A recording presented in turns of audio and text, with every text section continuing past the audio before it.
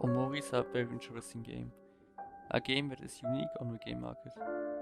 There are some a few similar games like Humaniki or Earthbound, but these are already a bit older. I know this game since release already from a YouTuber. I don't remember which YouTuber it was, but I added it to my Steam wishlist back then, and I even didn't know what kind of game this was. I just knew that it was supposed to be creepy and very depressing, but nothing more. Since I have a lot of games on my Steam wishlist, I eventually stopped paying attention to that game, which was a mistake. There were also no other YouTuber I subscribed to that had played that game. So 2 years later, when the console version was announced, I became aware of that game again. Few days after release, I bought that game for the Switch.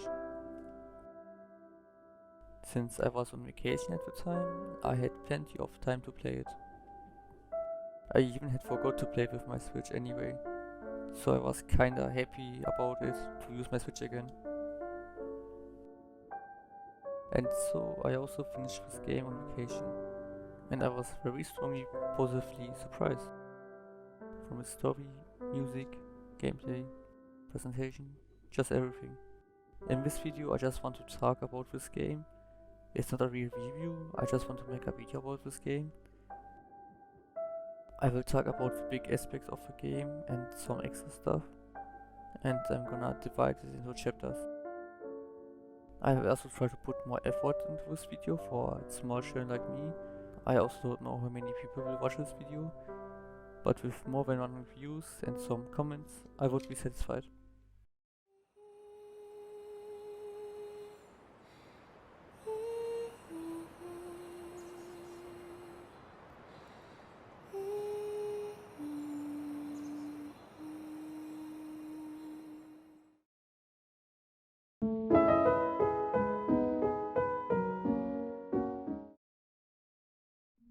Let's start with the story.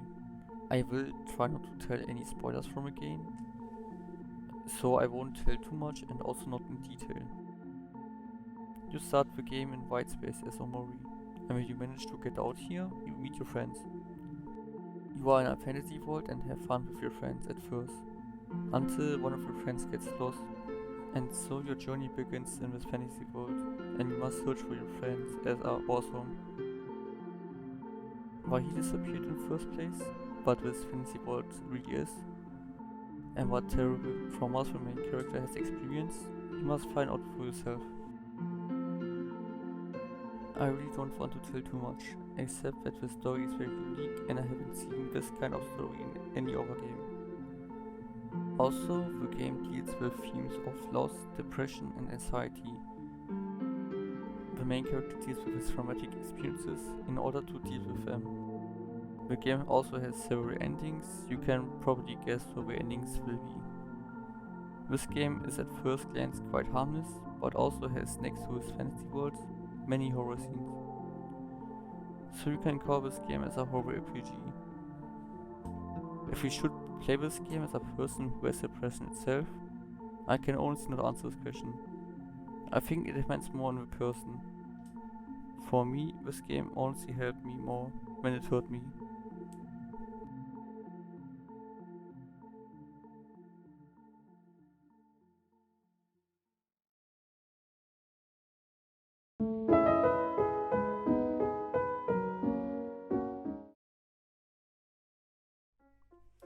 Let's talk about the music. I think that many players pay too little attention to the soundtrack of a video game. Mostly you hear the soundtrack once in the game and then rarely again. Only a few people make an extra playlist for each game with the best soundtrack, but I do. I have a playlist for almost every game I have finished, and this counts also for Omori. Omori's soundtrack is very big and the songs are very different. Like in the horror scenes, the songs are of course a bit darker, which also adds to the atmosphere.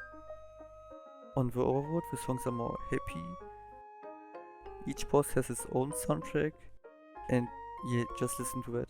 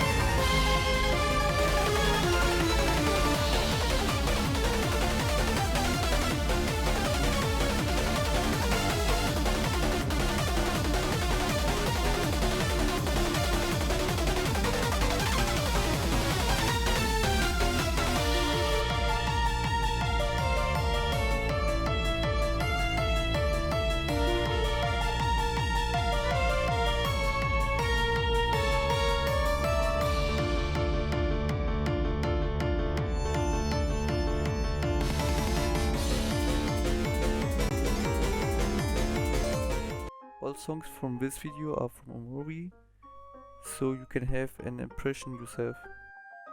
The original soundtrack is available on Spotify, and there are also many playlists from the community. Even if you're that type of person who doesn't like video game soundtracks or just doesn't listen to them, you should give this game a chance.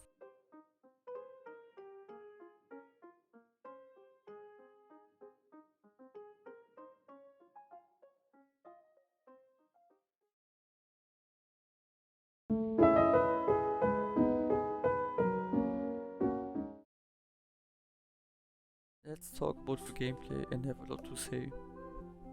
This game is a horror RPG, so you will find the classic RPG elements in this game as well. You can level up your characters, give them equipment, add their skills, find or buy items for them.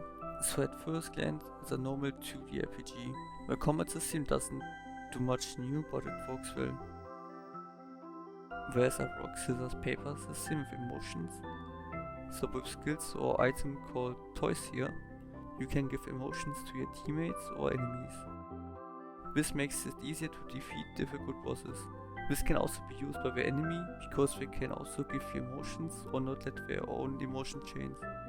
There are also follow-up attacks. Whenever you get damage, you automatically get energy.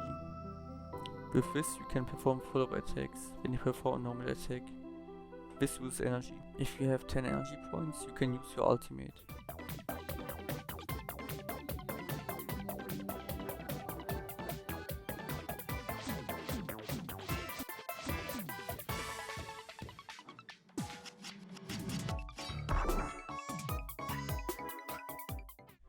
The combat system is definitely fun, bosses are unique and fun. You don't have to grind too much to defeat the bosses in the game, except for the optional bosses, because they're really difficult and you have to level up to defeat them, or you will get one-shotted. When you are not in the fights, you are running in the overworld, which contains different worlds, and these are very different. Exploring the world and following the story were almost never boring. There are rarely a few places in the game that are ultra boring, but most of the time it's fun. There are also some puzzles in the game that sometimes require another team member to complete. For this you have to switch the team member. Of course there are also many side quests in the game, but I can't say anything about them because I never do side quests, but I plan to play all of them someday.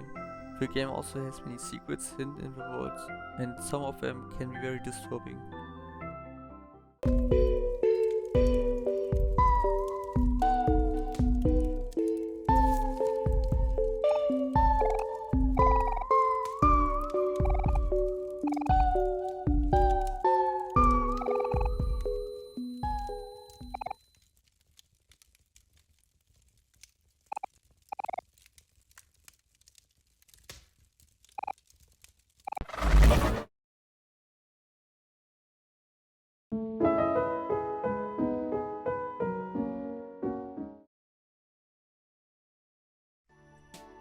The console version came out about 2 years after the Steam version and even have some extra features that the PC version doesn't have. I think the Switch version is the best, just because you can play it portable and you don't have any disadvantages because of the weak hardware. And it also has touchscreen support. The Xbox version is also very good because the game is in Game Pass, so you don't have to buy it. And you can play it even on the PC via the Xbox app. There's even a retail version for the Switch and PlayStation 4, but not for Xbox. Don't ask me why, apparently no one likes Xbox.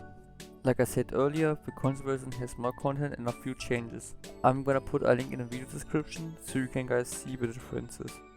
But this contains spoilers. So if you have a console and a PC, you should better buy the console version, unless you want mods, and that brings us to the next point.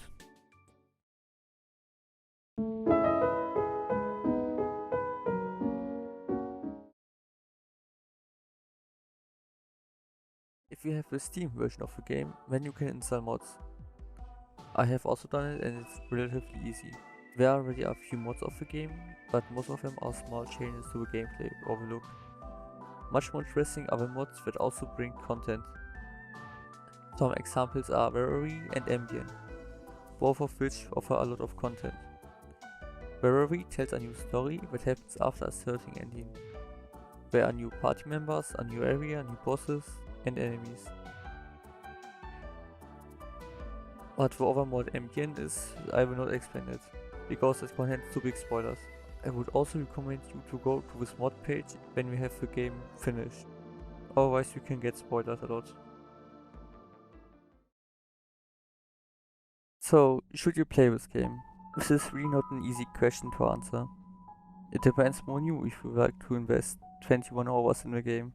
You have to keep in mind that the game is still an RPG, so you will have to read a lot. Also, the gameplay is probably not for everyone, as some people will probably find a role-playing combat system boring. And what if you're affected by depression yourself? As I said, the game deals with anxiety, depression, suicide and trauma. Because of it, there's also a warning in the beginning of the game. I cannot answer this question honestly, because it varies from person to person. I have read a few reviews from other users on Steam or Reddit, but opinions vary. I myself had no major problems with the game, although there were some situations where I felt very uncomfortable and sometimes got nightmares from the game. I also don't want to describe everything in too much detail, because this could spoil a lot. But what I want to say is that especially the last part of the game strongly reminds of humanity.